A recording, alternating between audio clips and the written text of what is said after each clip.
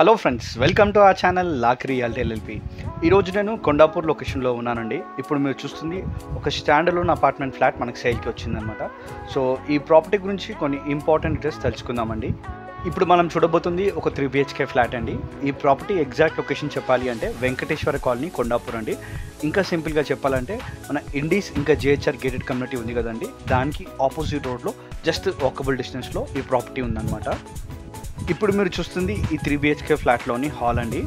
ఈ ఫ్లాట్ యొక్క సైజ్ వచ్చేసి 1500 SFT అండి. ఫేసింగ్ ఏమో వెస్ట్ ఫేసింగ్ అనమాట. మరి ఏజ్ ఆఫ్ ద బిల్డింగ్ అయితే మీరు గమనించవచ్చు, అండర్ కన్స్ట్రక్షన్లో ఉంది. ఒక 1 మంత్లో ఇది హ్యాండ్ ఓవర్ కాబోతుందండి.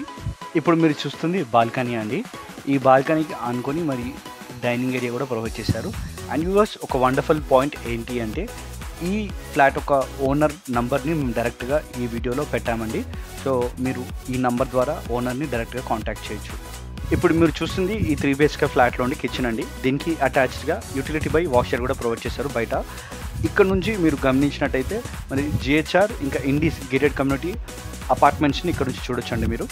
అండ్ వ్యూవర్స్, ఈ టోటల్ బిల్డింగ్ వచ్చేసి G+5 ఫ్లోర్స్ అండి. ఈ ఫ్లాట్ వచ్చేసి ఫస్ట్ ఫ్లోర్లో ఉందన్నమాట. అండ్ ఈ ఫ్లాట్కి ఒక సింగిల్ కార్ పార్కింగ్ ఫెసిలిటీ కూడా ప్రొవైడ్ చేశారండి.